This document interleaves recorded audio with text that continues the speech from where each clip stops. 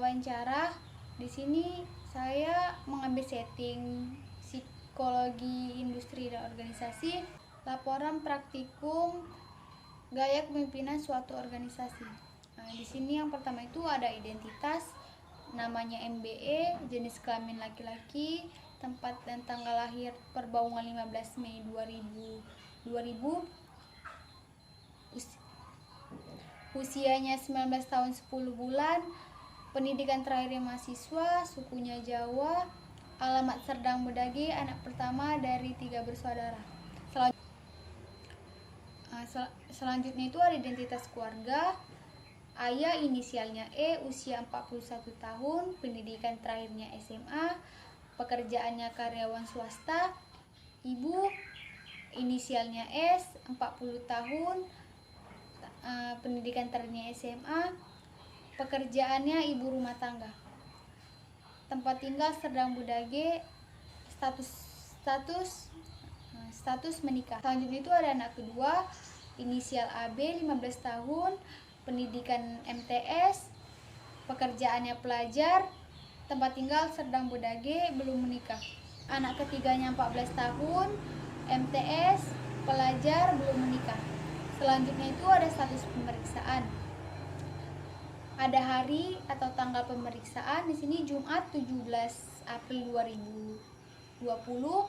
Waktunya 11 WIB sampai dengan selesai. Tempatnya ruang tamu rumah. Tujuan pemeriksaan untuk melihat gaya kepemimpinan seorang pemimpin dalam suatu organisasi untuk mencapai suatu tujuan. Itu ada proses wawancara. Yang pertama itu ada prosedur wawancara. Di sini dalam melakukan interview yang dilakukan oleh interviewer, adanya persiapan yang dilakukan oleh interviewer. Persiapan merupakan elemen terpenting ketika akan melakukan sebuah aktivitas. Persiapan yang dilakukan sebelum interview adalah terlebih dahulu interviewer mencari topik yang ingin diketahui. Kemudian interviewee yang tepat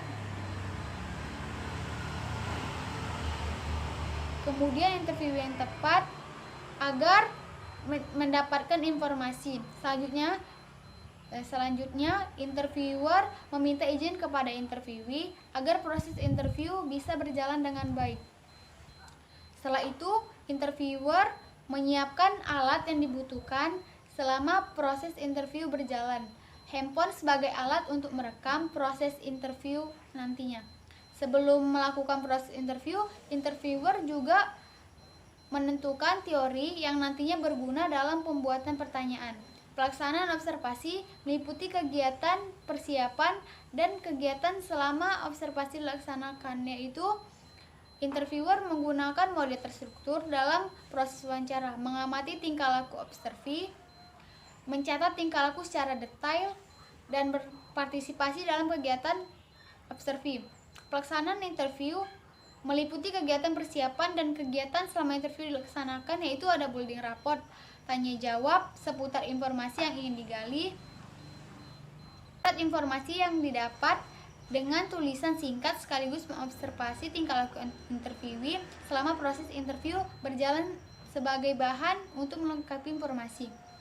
Pada saat di lapangan, interviewer tidak mengalami hambatan yang berarti karena pada saat di lokasi, interviewee cepat tanggap dalam memahami pertanyaan yang diberi dan sesi tanya jawab tidak keluar dari hal yang interviewer ingin gali. Selanjutnya itu ada proses building rapport. Di sini membangun rasa nyaman dalam sebuah wawancara pada interviewee. Sebelum masuk pada proses tanya jawab, interviewer berusaha membangun suasana antar interviewee dan interviewer dengan menanyakan kabar terlebih dahulu kepada interviewee. Tidak hanya itu, interviewer juga memberikan ekspresi yang ramah terhadap interviewee agar proses interviewee. Selain itu, interviewer juga memberikan ekspresi yang ramah dan merasa nyaman dalam proses interview. Welcome terhadap interviewee harus berkesan nyaman dan menggunakan intonasi yang tidak tinggi sehingga interviewer dan interview merasa nyaman dalam suatu interview. Selanjutnya itu ada rancangan dan pelaksanaan asesmen. Aspek saya yaitu gaya kepemimpinan otoraktis dengan tujuan untuk mengetahui gaya kepemimpinan otoraktis atau kewenangan mutlak dalam suatu organisasi. Metode saya wawancara terstruktur, sumber data interviewee, tanggal pelaksanaannya 17 April 2020. Yang kedua, aspek saya itu gaya kepemimpinan demokratis dengan tujuan untuk mengetahui tindakan kepemimpinan yang bersifat seluruh anggota dalam menentukan sebuah keputusan. Selanjutnya itu ada landasan teori. Yang pertama itu ada dimensi. Di sini pemimpin adalah individu yang memimpin dan kepemimpinan merupakan sifat yang harus dimiliki oleh seorang pemimpin. Oleh karena itu, kepemimpinan ialah kemampuan untuk kepemimpinan ialah kemampuan untuk mempengaruhi manusia dalam melakukan dan tidak melakukan sesuatu. Menurut Miftah Toha 2013 menyatakan kepemimpinan adalah kegiatan untuk mempengaruhi orang lain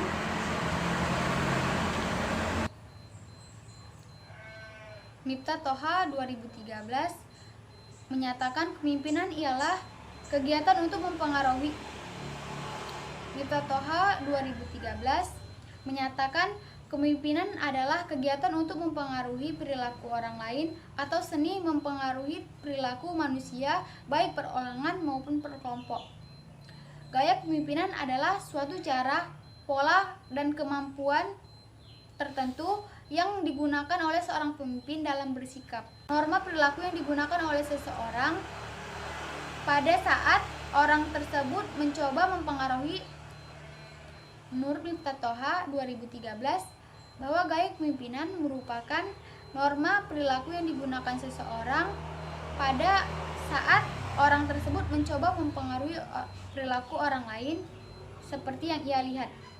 Sedangkan menurut Faizar Rifai 2014 menyatakan gaya kepemimpinan adalah sekumpulan ciri yang digunakan pemimpin untuk mempengaruhi bawahannya agar sasaran organisasi tercapai, dan dapat pula dikatakan bahwa gaya kepemimpinan adalah pola perilaku dan strategi tentang keyakinan seorang pemimpin terhadap kemampuan bawahannya.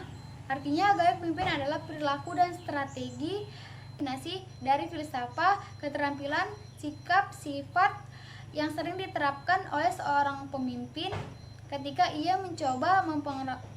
Yang selanjutnya itu ada aspek. Di sini gaya kepemimpinan menurut Toha mengatakan bahwa gaya kepemimpinan itu terbagi dua aspek, yaitu yang pertama itu ada gaya kepemimpinan otoraktis.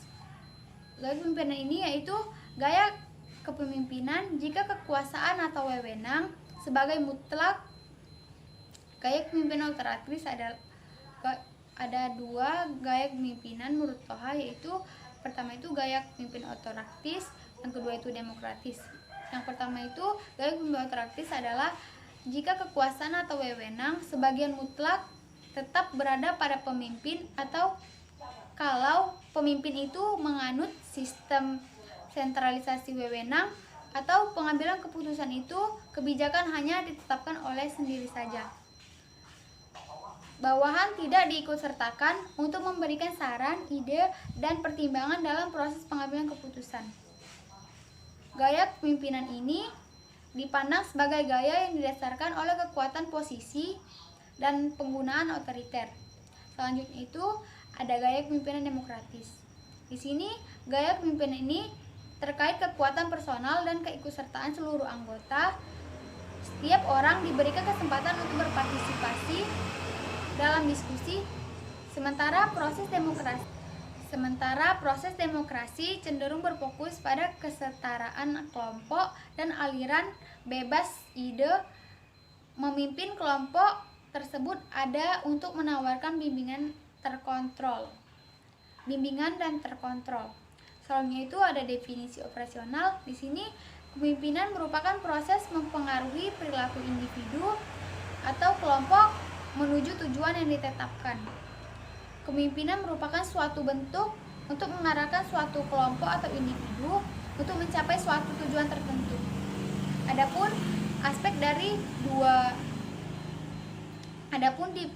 Adapun definisi operasional dari dua aspek, yang pertama itu ada gaya pemimpinan autokratis adalah membuat keputusan sendiri karena kekuasaan terpusat pada satu orang. Ia akan memikul tanggung jawab dan wewenang penuh dalam mengambil sebuah keputusan. Pemimpin hanya saja melibatkan diri sendiri dalam suatu organisasi, hanya memberi tanggung jawab kepada anggota tanpa keikutsertaan untuk memicu komitmen anggota. Selanjutnya itu gaya kepemimpinan demokratis. Pemimpin dapat berperan penting dalam suatu kelompok mengenai suatu keputusan, menentukan keputusan dengan menerima saran dari anggota, dan anggota sangat berperan penting terhadap keputusan suatu organisasi. Keikutsertaan ini mendorong sebuah komitmen anggota terhadap keputusan terakhir. Selanjutnya itu ada indikator. Yang pertama itu, menurut Anda kualitas apa yang dibutuhkan seorang pemimpin? Yang kedua, apa yang paling menjadi tantangan bagi seorang pemimpin? Yang ketiga, bagaimana cara Anda mendelegasikan suatu tanggung jawab? Yang keempat itu, bagaimana Anda membuat suatu rencana kerja dalam suatu organisasi? Yang kelima, atasan seperti apa yang Anda harapkan? Yang keenam, seandainya Anda kelebihan beban kerja, apa yang Anda lakukan? Apakah Anda tetap membantunya? Yang ketujuh, bagaimana cara seorang pemimpin memotivasi seorang anggota? Yang ketujuh, bagaimana seorang pemimpin memotivasi seorang anggota organisasi? Yang kedelapan, pemimpin seperti apa yang sulit diajak kerjasama dalam suatu organisasi? Yang kesembilan, anggota seperti apa yang sulit diajak dalam suatu organisasi? Yang ke-10, komitmen seperti apa yang harus dimiliki oleh seorang pemimpin dalam sebuah organisasi? Yang ke-11, bagaimana seorang pemimpin dalam menyelesaikan sebuah masalah dalam organisasi? Selanjutnya itu yang ke-12, pemimpin seperti apa yang gagal dalam sebuah organisasi?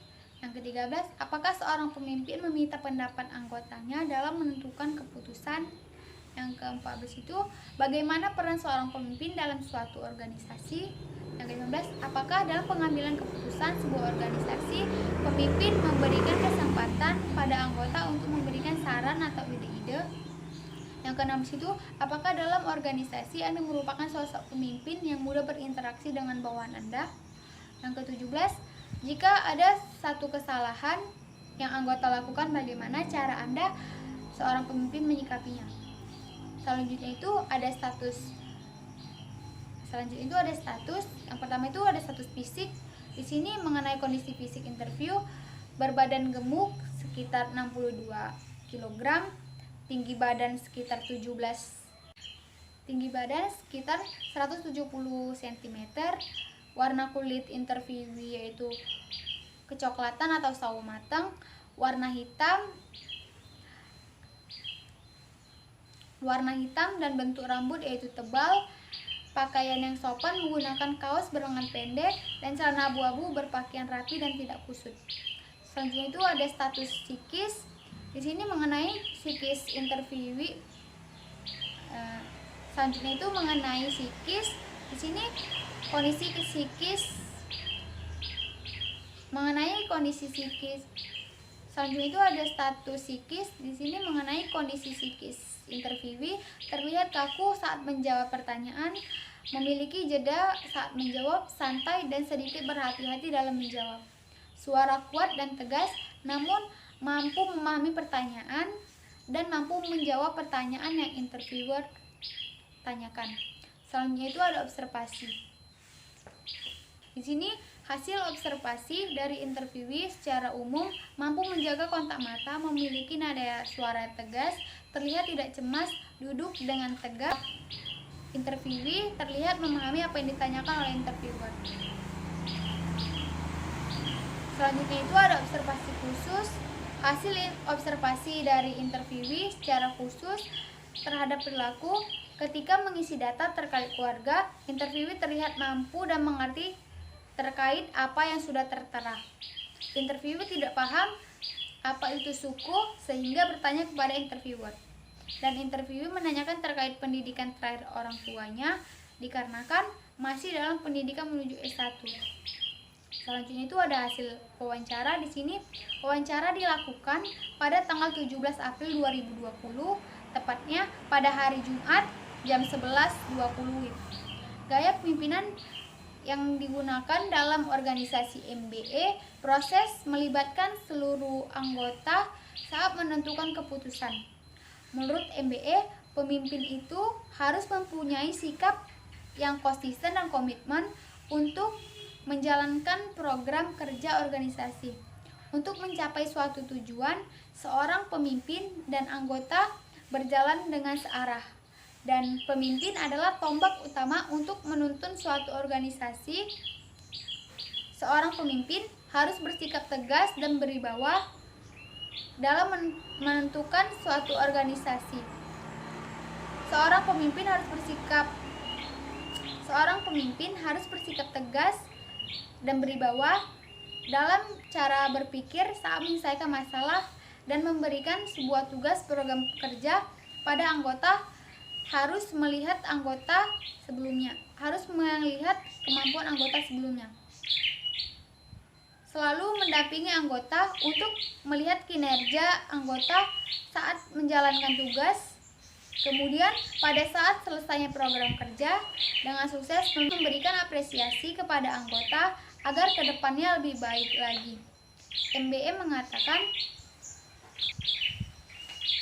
MBE mengatakan bahwa harus mempunyai sikap disiplin, harus mengayomi anggota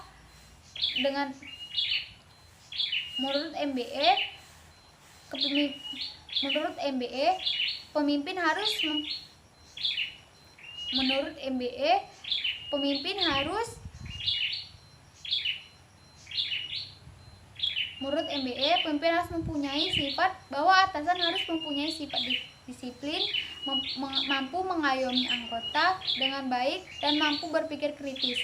Jika kelebihan beban kerja, seorang pemimpin harus ikut untuk menyukseskannya, agar kesuksesan dalam menjalankan sebuah program kerja akan dirasakan bersama antara pemimpin dan seluruh anggota. Pemimpin harus berpegang teguh apa yang telah diputuskan dan merealisasikan keputusan yang sudah diambil. Konsisten dalam suatu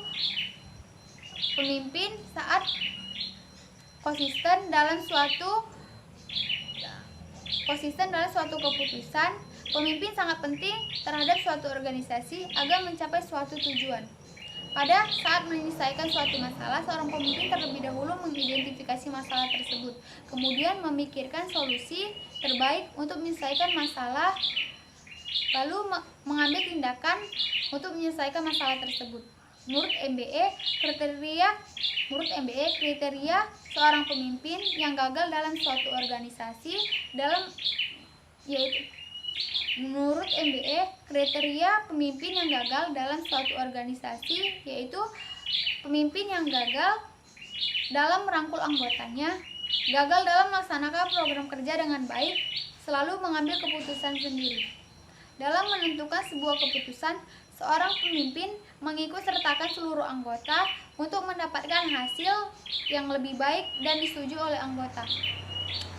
Seorang pemimpin harus meluruskan masalah yang ada pada anggota dengan adanya ide yang diberikan anggota dan mencari solusi yang tepat agar terselesaikan dengan baik. Selanjutnya itu ada pembahasan. Pemimpin adalah individu yang memimpin, dan kepemimpinan merupakan sikap yang harus dimiliki oleh seorang pemimpin. Oleh karena itu, kepemimpinan ialah kemampuan untuk mempengaruhi manusia dalam melakukan dan tidak melakukan sesuatu. Menurut Toha 2013 menyatakan, kepemimpinan adalah kegiatan untuk mempengaruhi perilaku orang lain atau seni mempengaruhi perilaku manusia, baik perorangan maupun kelompok. Pemimpin harus mempunyai sifat yang mampu mempengaruhi orang lain, memiliki sifat konsisten dan komitmen dalam suatu memimpin sebuah organisasi, dan berperilaku adil, membuat sebuah keputusan, harus tegas dan berpegang teguh atas apa yang sudah diambil, mampu keikutsertaan dalam menjalankan suatu rencana kerja, untuk memantau dan membantu anggota dalam sebuah program. Menurut Toha 2013, gaya kepemimpinan merupakan norma perilaku yang digunakan oleh seseorang pada saat orang tersebut mencoba mempengaruhi orang lain seperti yang ia lihat. Sedangkan menurut Faizar Rifai menyatakan gaya kepemimpinan adalah sekumpulan ciri yang digunakan pemimpin untuk mempengaruhi bawahan agar sasaran organisasi tercapai, dan dapat pula dikatakan bahwa gaya kepemimpinan ini pola perilaku dan strategi yang disukai dan sering ditetapkan oleh seorang pemimpin. Gaya kepemimpinan yang menunjukkan secara langsung maupun tidak langsung tentang keyakinan seorang pemimpin terhadap kemampuan bawahannya. Artinya, gaya kepemimpinan adalah perilaku dan strategi sebagai hasil kombinasi filsafat, keterampilan, sifat, sikap yang sering ditetapkan seorang pemimpin ketika ia mencoba mempengaruhi kinerja bawahannya. Gaya kepemimpinan autokratis adalah jika kekuasaan dan wewenang sebagai mutlak tetap berada pada pemimpin, atau kalau pemimpin menganut sistem sentralisasi wewenang, pengambilan keputusan atau kebijakan hanya ditetapkan oleh seorang saja. Bawahan tidak diikutsertakan untuk memberikan saran, ide, dan pertimbangan dalam proses pengambilan keputusan. Gaya kepemimpinan demokratis. Gaya ini dikaitkan dengan kekuatan personal dan keikutsertaan para pengikut dalam proses pemecahan masalah dan pengambilan keputusan. Setiap orang diberi kesempatan untuk berpartisipasi, ide-ide dipertukarkan secara bebas dan didorong untuk berpartisipasi dalam diskusi. Menentukan suatu keputusan, pemimpin meminta pendapat kepada anggota agar diketahui seluruh anggota dan lebih mudah dalam menyelesaikan dan menjalankan keputusan tersebut. Peran seorang pemimpin dalam sebuah organisasi sangatlah penting agar dapat mengarahkan sebuah organisasi untuk suatu tujuan yang diinginkan tercapai.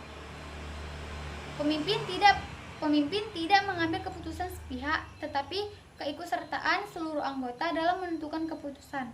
Gaya kepemimpinan yang digunakan organisasi MBA yaitu gaya demokrasi, keikutsertaan seluruh anggota dalam menentukan titik permasalahan dan menentukan sebuah keputusan.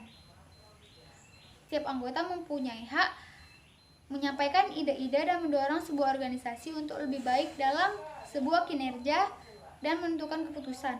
Pemimpin berperan penting dalam sebuah organisasi untuk mengarahkan agar mencapai satu tujuan yang telah ditetapkan. Pemimpin berperan penting dalam sebuah organisasi untuk mengarahkan agar mencapai satu tujuan yang telah ditetapkan. Selanjutnya itu ada kesimpulan dan saran. Yang pertama itu kesimpulan, gaya kepemimpinan demokratis sangat penting dalam suatu kepemimpinan, terutama dalam organisasi. Karena satu pendapat dan menentukan harus diketahui bawahan. Karena suatu pendapat dan ketentuan harus diketahui bawahan. Suatu kepemimpinan mempunyai tujuan yang harus dicapai. Setelah wawancara dilakukan, didapatkan kesimpulan bahwa sebuah organisasi interviewee pada proses menentukan keputusan seluruh anggota terlibat, dapat menyampaikan ide-ide dan memiliki peran yang sama dalam menentukan keputusan. Pemimpin harus dapat mempengaruhi anggotanya agar dapat ikut berkontribusi dalam menjalankan suatu program kerja yang sudah ditetapkan dalam organisasi. Kriteria seorang pemimpin yang diinginkan yaitu mampu mempengaruhi seluruh anggota organisasi agar dapat membantu dalam menjalankan suatu target organisasi, mampu menyelesaikan masalah dan mempunyai komitmen dalam sebuah organisasi. Selanjutnya itu ada saran. Dalam sebuah organisasi, seorang pemimpin harus sangat berperan penting menjalankan suatu tanggung jawab dalam organisasi. Pemimpin sebaiknya melakukan pertemuan dengan anggota sebanyak 2 kali dalam 1 bulan agar lebih terpantau kerja yang dilakukan anggota. Keterbukaan atas masalah-masalah yang ada dalam organisasi sangatlah penting. Sekian dari saya. Wabillahi taufiq wal hidayah. Wassalamualaikum warahmatullahi wabarakatuh.